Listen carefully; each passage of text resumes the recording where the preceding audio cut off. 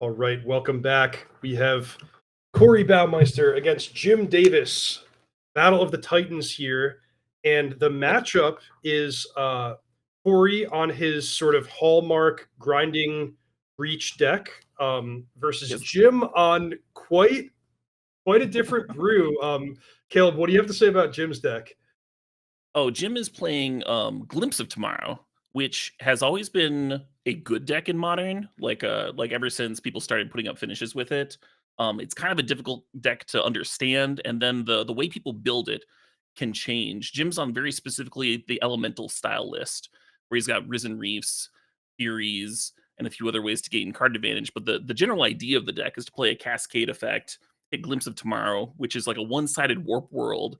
So you turn all of your permanents into more permanents, and the whole deck is stuffed with all these sweet value cards and comes into play triggers, and you basically just build up this dominating board. Anyway, it operates very differently from the other Cascade decks in that way.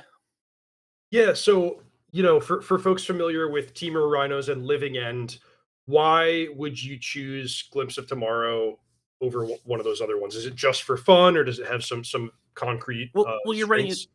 Oh, it definitely has some concrete strengths, right? So, like, you get to play for Fury. So, like, if you think that it's a good metagame for Fury, this is a pretty good one. Rhinos can also play Fury, but you're running into different hate cards, right? So, Rhinos can be a little weak to wipes like engineered explosives. Like, if people are really prepared for Rhinos, they'll bring hate for it and they'll match up a little bit better against it. Um, those cards can be okay against Glimpse, like an Engineered Explosives could pop some clues and make your Glimpse of Tomorrow worse, but it's not as debilitating, right? Because like once you've got your Rhinos into play, the Engineered Explosives is answering like the end game. And then Living End runs into Graveyard Hate, which this deck doesn't care about even a little bit. Okay, so yeah, I mean, just kind of sidestepping a lot of the popular hate cards. That all sounds good. And then yeah, Corey has played a lot of this Breach deck. It's kind of his baby, right? Yeah, for sure. So no huge surprise to see him playing grinding breaches. Funny, he punched his ticket here with Urzatron, but like hearing the way he talked about the experience, it was kind of like, all right, well, I ate my vegetables. Now I'm just gonna go back to playing the deck that's actually fun for me. Um, so yeah, I think I wasn't surprised to see Corey bring this deck. The fans probably wanted to see him pilot this one, and he's a scary opponent for sure. Like this deck is capable of some really good stuff, and Corey knows exactly what to do in all the corner case situations he can face. So we'll see what he can come up with. But yeah, Caleb, actually, after you described the Glimpse deck, like kind of sidestepping some of the hate, I looked through and we have 0 Chalice of the Voids registered today. Like that's pretty wild to me because industry standard right now in Modern is everyone's got 2 or 3 chalices in their sideboard. Right. I cut mine at the last minute when I squeezed a Soulless Jailer in. I was like, well, I can cord for Soulless Jailer, and then that only takes up one slot. But I should probably have Chalices in there too. I got greedy. Mhm. Do you normally sideboard it in blue red? So I have Giganta as a companion, which Ah, you can do a configuration where you board in Chalice and lose the companion, but I feel like that's kind of like all or nothing. I wouldn't want to do it for just one Chalice.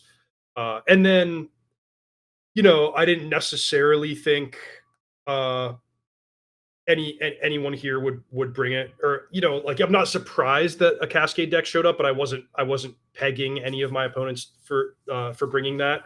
So that's just like a little bit of a disclaimer for the fans watching at home. You see some of these deck lists. It's not guaranteed that you should copy one of our deck lists 75 cards for 75 cards because there is this little, like we're playing for fun. We know who our opponents are. It's a little bit of a smaller targeted field. So just, sometimes you see some weird decisions for that reason. very specific metagame. Yeah, this ring is popping off.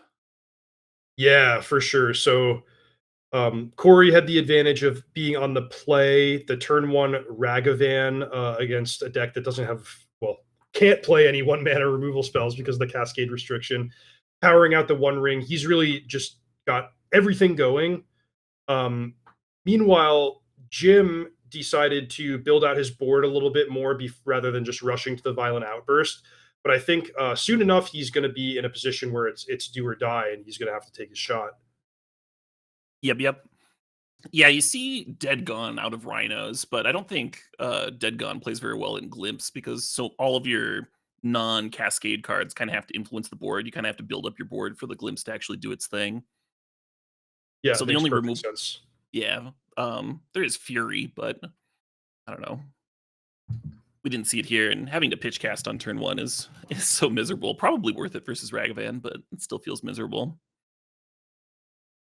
I think Corey drew the one matchup tonight where Ragavan is strong because you got 4 Young Wolves, I've got 4 Lava Darts, but here it's just kind of running rampant, especially turn 1 on the play. Yeah, and I know, like, for example, scam players can cut Ragavans when they're dead. It seems hard to completely cut them in the deck that also, like, cares about having legendary permanents in play. Good point. Might be Yeah, for sure. might be a weakness.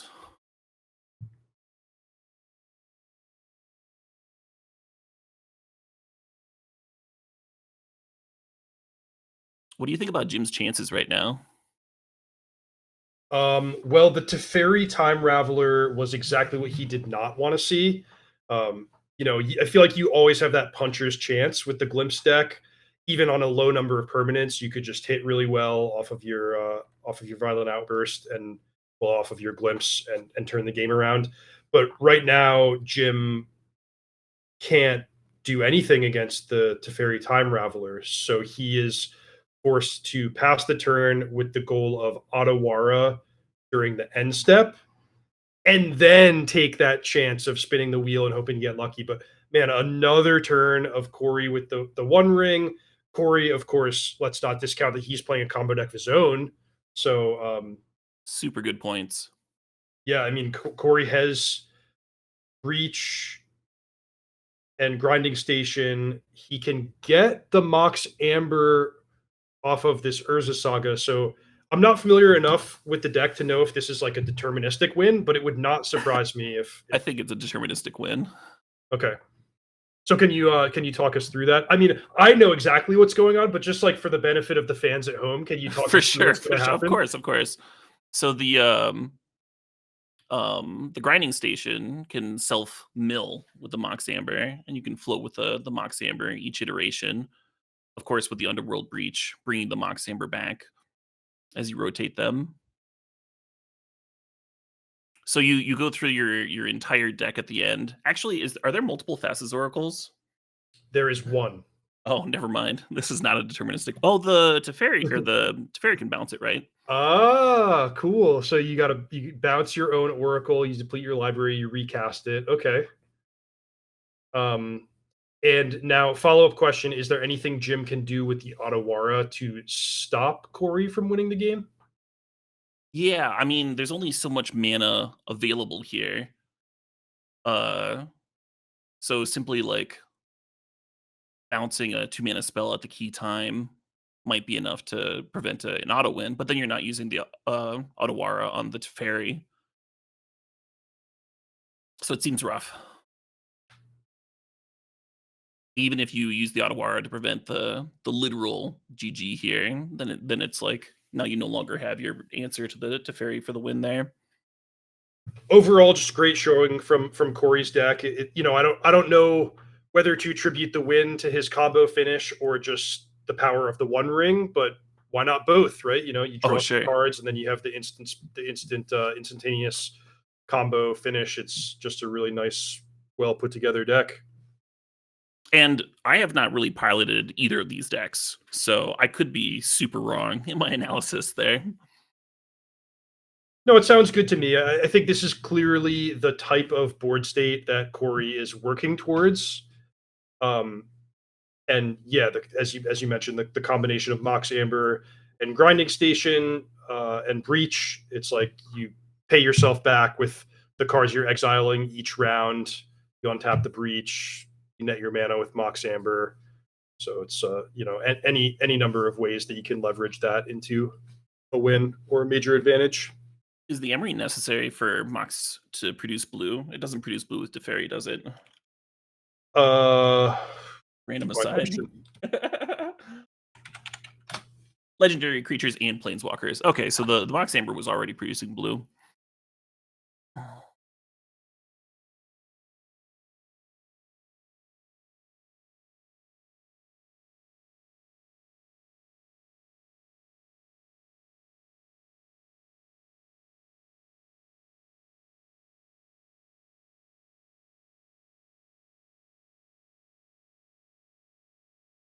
Question from chat: is there also a combo with Rona in the deck?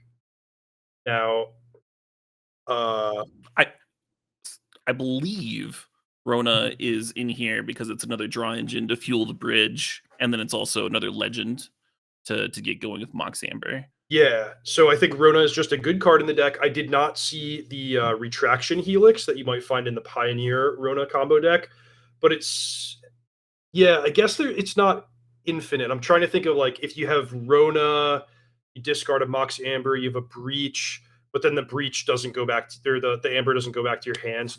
There's you can generate a lot of value. I don't know that there's anything infinite you can do with Rona in this deck, but more of just a really good card to. Chat's pointing out that it is a wizard for Corey's double Flame of Anor. Yep. Yeah, that's pretty scary. The Flame of Anor in any kind of fair game, I feel like if you're getting 2 modes off of that, you're just totally in the driver's seat.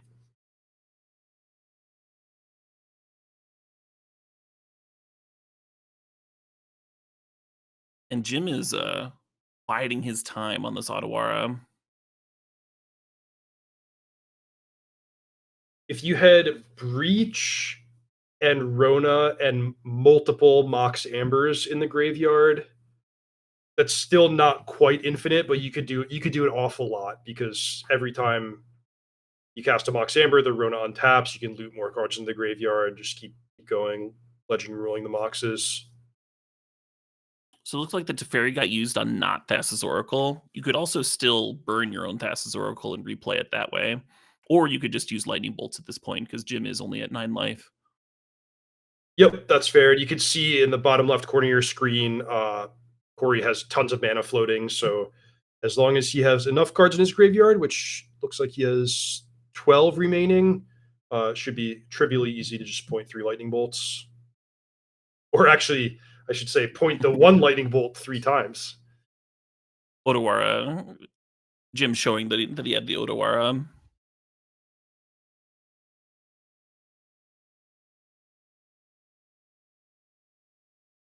But it's got to be basically a concession, right?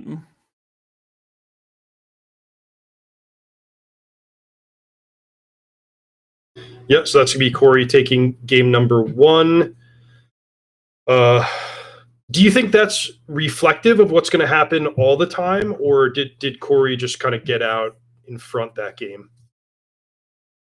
I mean, it seems like Jim has very few ways of actually interacting with Corey's combo. I'm not sure how the sideboard is going to impact that. So Corey gets to go +1 to Fairy, and he's got a nice little smattering of permission spells: 3 Spell Pierce, 1 Force of Negation. So it does seem like Corey is going to improve, at least in his ability to fight Jim's combo. Jim, he does have the deck building restriction of no cheap cards. He can turn to Mystical Dispute, Subtlety if he wants that type of stuff, some sorcery speed, artifact removal, but it does seem like it's not going to dramatically improve for Jim. So his hope is that he can leverage more being on the play, or just having a little bit of a stronger draw in the next games, or use these blue sideboard cards to keep Teferi off the battlefield and force through his own combo. A faster draw would certainly help.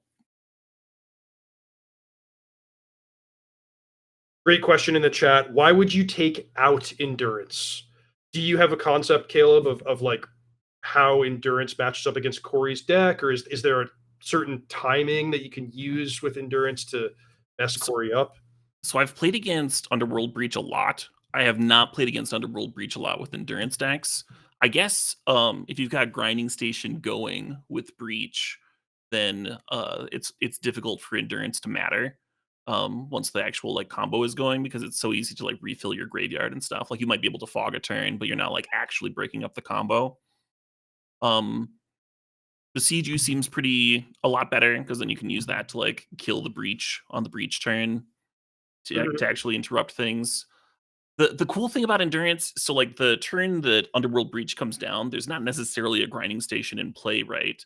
Sometimes you're playing Breach and just like getting that value back from the graveyard. And the cool thing about endurance is that it is good against that. It is good against like the value Emery. Um, so it's intuitive to me to bring in endurances, but I would also kind of trust Jim's judgment. Yeah, it's a tricky one. It seems like it does something, but I don't know if it does enough.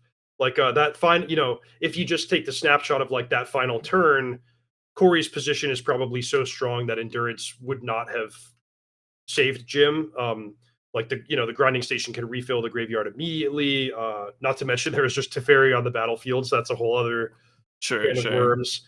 But yeah, it's not nothing. So if Corey's comboing on thin margins, like maybe you tag the one Mox Amber, or you respond to the Underworld Breach and get rid of the graveyard, and then in some of those other corner case scenarios that you walked us through, endurance could do something. But it seemed like Jim decided he didn't want to lean on it too heavily, and wanted to just kind of focus on his own combo instead.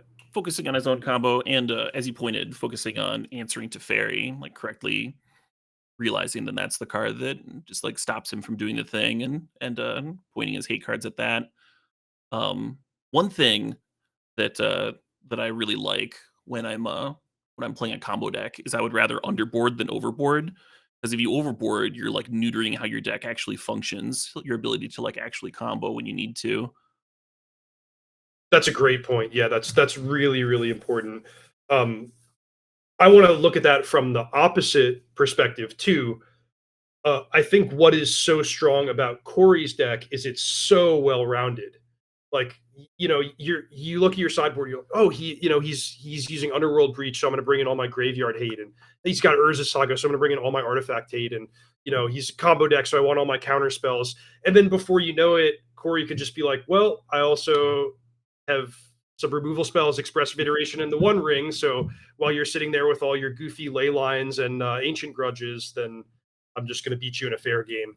So walking that tightrope of being able to fight Corey and win every different battle is just so tough. Absolutely, very versatile deck. So Corey has the turn two Teferi, which would normally be terrifying, but Jim once again has Odawara as a potential answer. And Corey doesn't have the One Ring down, so he's not like drawing infinite cards. This seems like it's going to be a lot closer of a game than our last one. Yeah, more competitive for sure. Corey has a lot of good options. He can bounce the Risen Reef with Teferi, which that's not a great play at face value because of Risen Reef's enters the battlefield trigger. But if it does mean you get to continue connecting with Ragavan, building out your mana, that's pretty nice. Looks like he's just going to offer the trade, which that makes sense as well, given the redundant Ragavan in hand.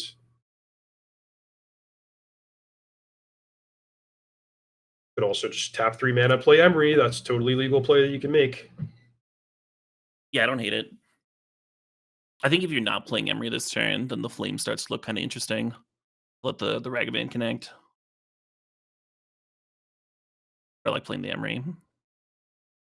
Get things rolling. Ooh, Mishra's Bauble. Yeah, that's just what Corey wanted to see. Very good.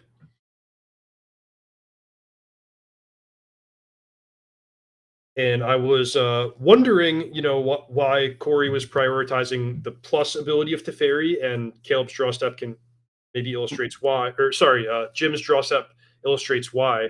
The Fury would be awesome if he could take out the Teferi, or potentially even the Teferi and the Emery. But Corey has put that at such a high loyalty that can't do that at all. Absolutely. And Corey still has Flame of Anor to protect the Teferi.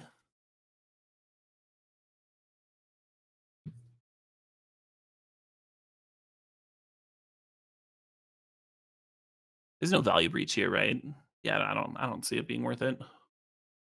Yeah, one of the things about Breach is the longer you wait, the more powerful it gets. So I liked your idea of just 1-for-1 against the Fury, +1 the Teferi, and keeps things pretty tough on Jim.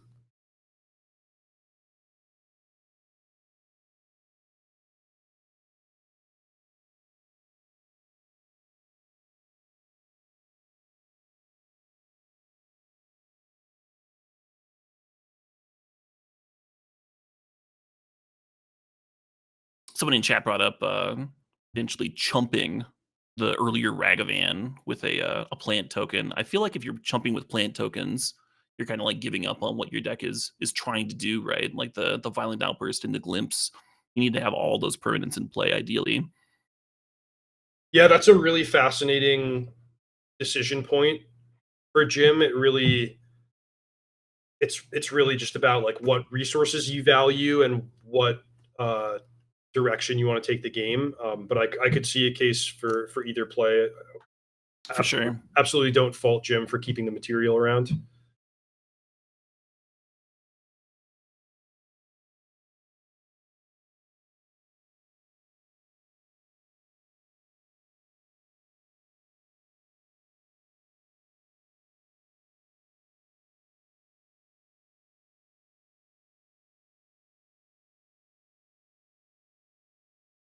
So now we have the Ottawara turn, where this could go well for Jim. Just looking at the board at face value, if Corey takes it nice and slow, plus Teferi, pass the turn, Jim can bounce it and then resolve Violent Outburst with a pretty built out board. So we might see this game become a lot more competitive than game one was. It looks really good for Jim. My experience playing against this Glimpse deck is when they fire it off for with like 4 or 5 permanents, I get bodied. So so here we're looking at like 7. Little less, little less. Oh, and okay, Corey found Spell Pierce. Jim has done a nice job sort of pacing out the game, building his board, so he can actually just pay for Spell Pierce now. Yeah. The bounce on the token's a big deal, though. It would actually be awkward for Jim to draw um, a permanent now, because he might play the permanent to juice up his Glimpse and then get rocked by the Pierce. Or no, there's no mana up now. Okay.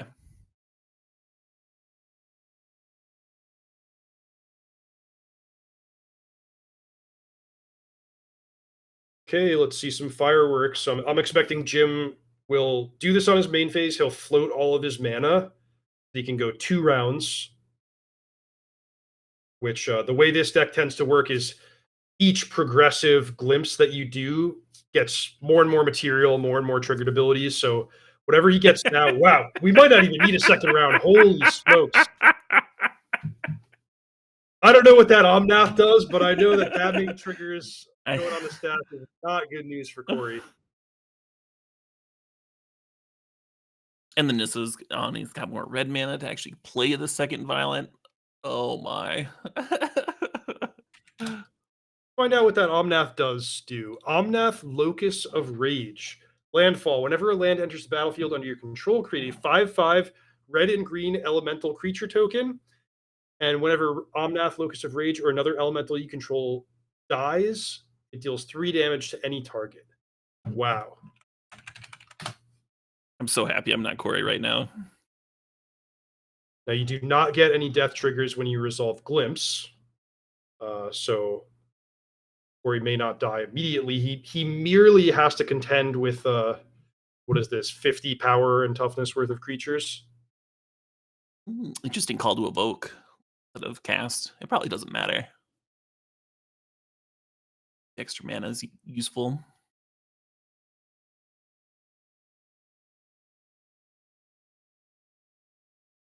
Plenty of permanents here. So is there a way for Jim to actually kill all in one turn? Or does he just create an overwhelming board and pass? I think it's the overwhelming thing. Well, that's interesting when you consider Jim facing down an opposing combo deck. In theory, he could probably get enough Risen Reef triggers that he stacks his hand full of like mystical disputes and subtleties. Um, but yeah, I don't know. I mean, we know that Jim's doing some cool stuff. I don't know how the game is like literally going to end, though.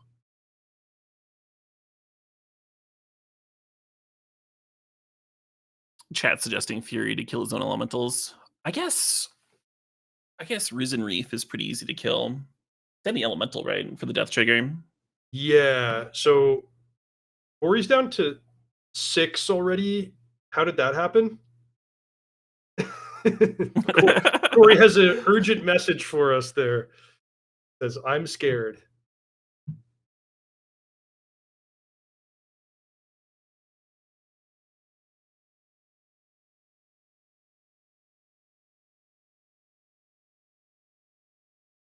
Oh, okay. So the legend rule of the Omnaths can deal a bunch of damage. That's pretty good at face value. That makes the evoke earlier make more sense too. Okay. I was forgetting about the death trigger. Yep. Evoke, legend rule, fury, your own Risen Reefs. These are all good techniques to deal damage right away. Makes sense.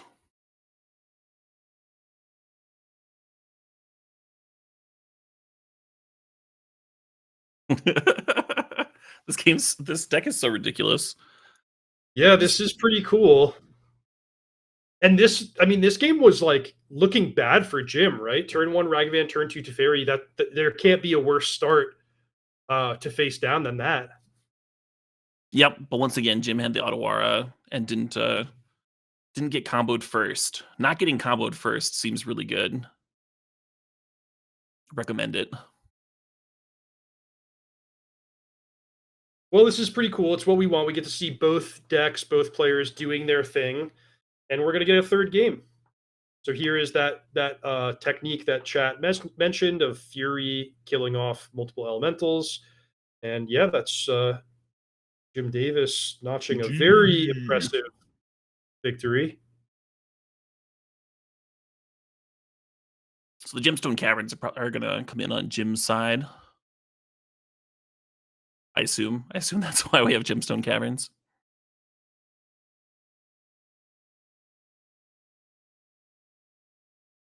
Yep, there you go. In the dark, who do you favor in this game 3? I got to go with Corey. I think he has several advantages for this game. The most notable is that he gets to go first, but he's got the Teferis, he's got the disruption, and he has his own combo. So it's even if the decks are comparable at gold fishing, I think Corey just mixing in like one well placed piece of disruption should give him the advantage in the game. But it's certainly not a foregone conclusion. Ragavan's so much better on the play too. Yep, for sure.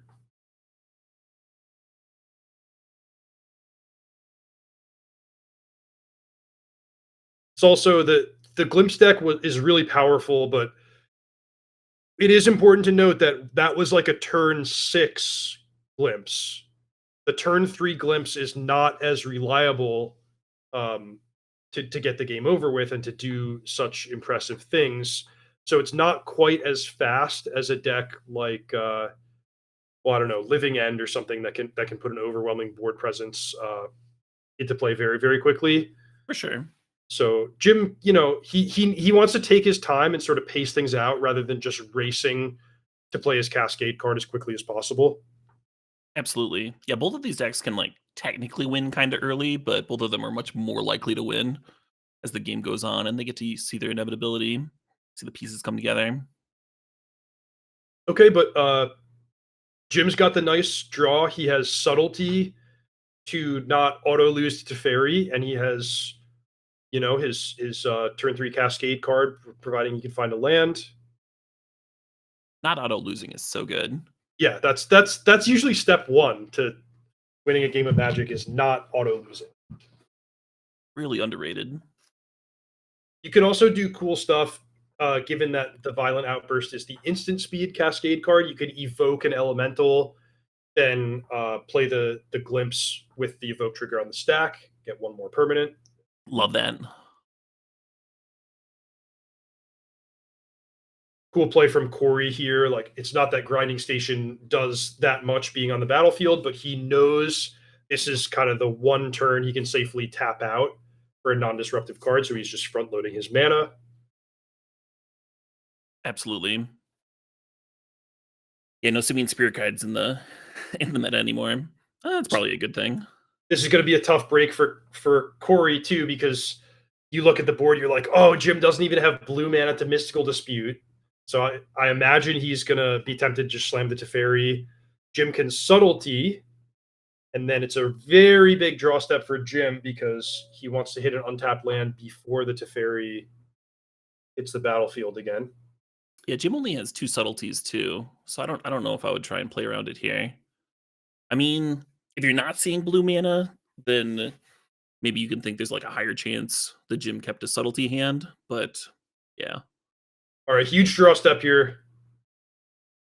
Oh, and Jim is forced to pass the turn with no play, knowing Oof. the Teferi is on top of the library coming down again. So that's going a huge way towards determining the outcome of the game was that draw step right there. Absolutely, but Jim's not out of it yet. Teferi plus uptick. I mean, there's value cards in Jim's hand. Risen Reef could get things rolling, get some board presence going. Answer Teferi the old-fashioned way, and then Fury can just clear Teferi on the first turn, right? Comes down on 3, upticks to 4. I believe Comes it down on comes 4, down to upticks to 5. 4 up Never mind. to 5. But you do make a good point. Compared to a deck like Living End, where Living End like basically can't take any actions when Teferi's on the battlefield, but Jim can just play his 3 mana cards. He could just play Risen Reef. He could play Nissa, build out his board a little bit, find that right moment to Fury the Teferi, Like or the hey, just elemental attack game it. plan. So yeah, it's true that this game is, that was a big setback for Jim, missing that 3rd land drop and missing his golden opportunity, but he still gets to play.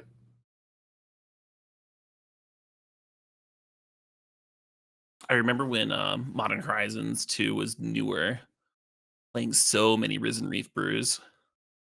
Yeah, Risen Reef's a cool card. It's, the sort of elemental like typal synergies are really interesting to me because it's not just your classic like Goblin King and make all my creatures +1/+1. It's like you're actually doing like very unusual and sometimes really fun stuff with elementals.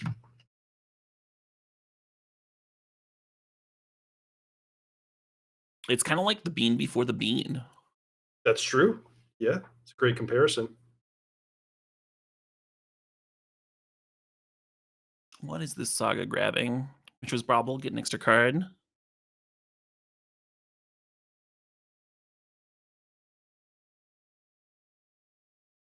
Where he drew his Thassa's Oracle, which is less than ideal, but he's only one Underworld Breach away from winning this game outright. Teferi bounces Risen Reef, which puts it in the range of Fury. Ooh, so do you think Jim is going to be tempted to go for Fury plus Cascade card? I'd be Or very tempted. yeah. I almost wonder if Corey is baiting that because he does have the Spell Pierce for a Cascader. Jim's hand is redundant Cascaders, though, so that might just work poorly. We'll see. Also, if you're Jim, you got to be looking at this board and being like, hey, I could just lose any moment if Corey finds Underworld Breach. So at a certain point, you're like, I want to play my best spells because I don't want to lose the game with them still in my hand uncast.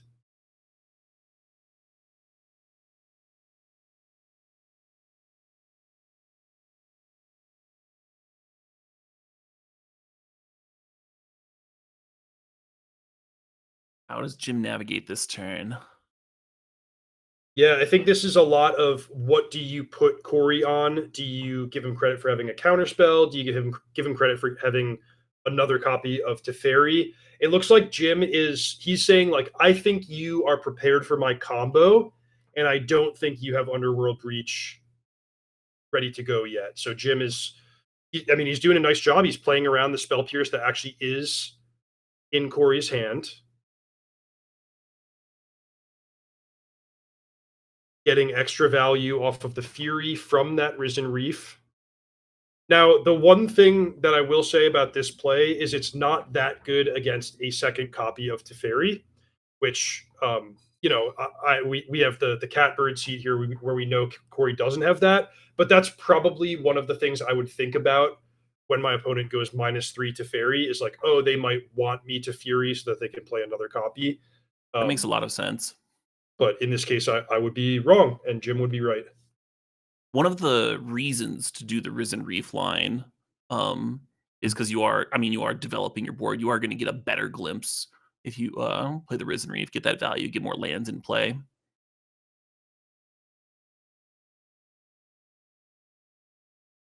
which doesn't make it, you know, correct, of course, but that's something to think about. It looks to me like we're going to see Glimpse resolve. Corey can just continue building out his board with a few more creatures set up for the world where he does draw Underworld Breach. But his only piece of disruption is Spell Pierce, and Jim has 5 mana, so I think we're off to the races. Glimpse is so terrifying. Yeah, this is, I got to say, like when I looked at the deck list, I was like, all right, Jim's got the fun deck this week. But he is, and I would have said, Corey would be one of the big favorites. Like he's such a great player, he knows his deck so well. But it looks like Jim is actually primed to maybe take a match off of Corey and totally upend the results that I thought were gonna open out the night.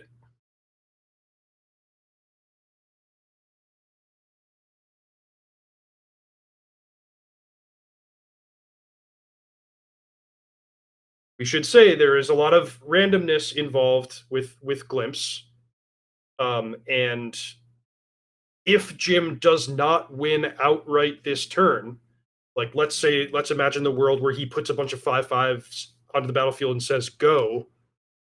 Then Corey has his draw step and his Rona and however many more cards Rona can see to find Underworld Breach and still win the game. So while this is going to be a great turn for Jim, it's not over.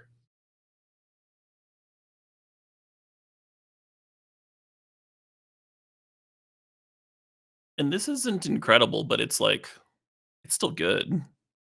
Yeah, and the cool thing is Jim has multiple Cascade cards in his hand. So the worst case scenario where he hits a bunch of lands, it's like, okay, now I just make more mana, do it again.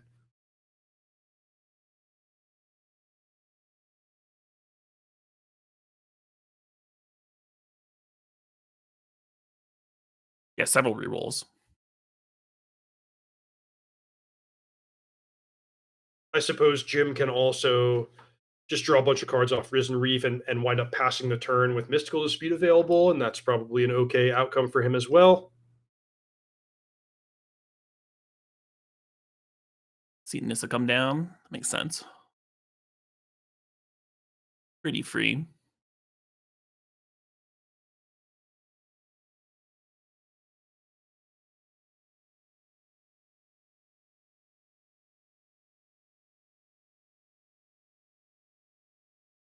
Man, this is so cool to see Jim succeeding with this deck. Still has to win one more. But yeah, huge, huge leg up in this round. Only has to win one more is another way to look at it.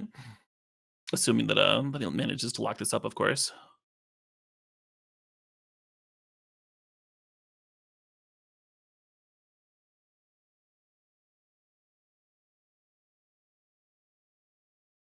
Which version of Cascade are you most likely to bring to a tournament? Any of them? Um, Probably Rhinos, just because Rhinos is, I think, the most straightforward one to learn. Like Glimpse and Living End, they have a lot of corner case scenarios and patterns, and working around the hate cards where you have to know specifically about those decks. Whereas, Rhinos, I think I could make some 4/4s and attack and block and counter a spell here and there. I think I can handle that. Yeah, that makes sense. How about you? Do you have an affinity for any of these Cascade decks? I think Glimpse is the only one I've put like 0 time into, like actual 0 time playing, and it's also the one that I'm the most afraid against when I'm playing against it. That's interesting. Wow. It is, I guess, definitely not a just for fun kind of deck. Wow, look at this stack. Just Magic All those Online triggers. generates for us 20 triggers hitting the stack. The Pyromancer is looting the Cascader and the counter away though. But I Um, think with the all the Risen Reef triggers, we're getting those first. Never mind.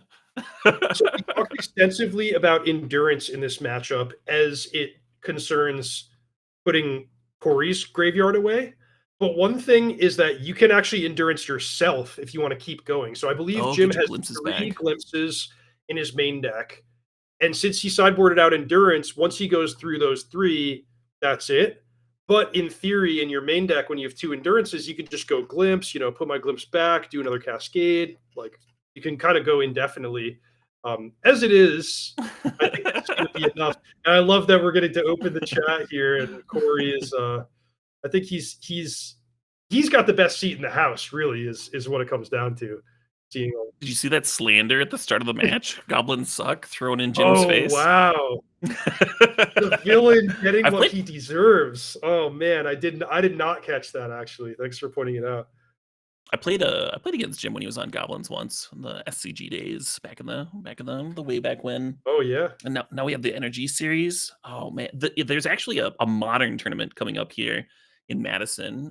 Team Modern. I'm very excited about. Love Wow. those So local so tournaments. tell me about that. Is it like a unified format or just It's not three? unified. We can all Okay. bring the same deck if we want. I have no idea if the people I've talked to about teaming with have even like considered decks or anything. And I'm like, I kind of over prep a little bit, and then I team up with people that just like pick something at the last minute and and rock it. But yeah, really excited. Mm. And then we got CubeCon coming up too. All these sweet tournaments here in Madison. Yeah, yeah, that's cool. CubeCon is. I didn't make it last year, but I'm going this year, and everyone I've spoken to has just raved about how good a time it is.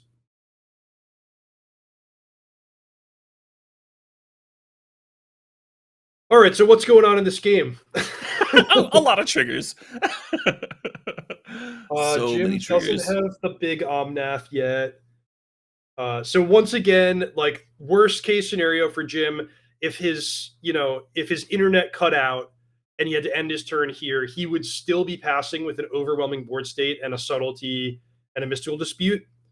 So it's looking really bad for Corey. But the question is, can he actually get to a spot where he's winning this turn? I think the answer is going to be no, for the reason that I outlined a moment ago. Jim has two of his glimpses in the graveyard and one in his hand, so he can't cascade again and go through another cycle. So I think this is probably just going to be past the turn with some permission available. Yeah, I'm trying to think if Breach can win off the top here. I think that's like the only relevant card, right? Yeah. So you you breach. Oh, it was Teferi Subtlety. Never mind. Okay, so we believe Teferi is on top of the library. Corey could mill himself if he wanted to. Oh no, no, no.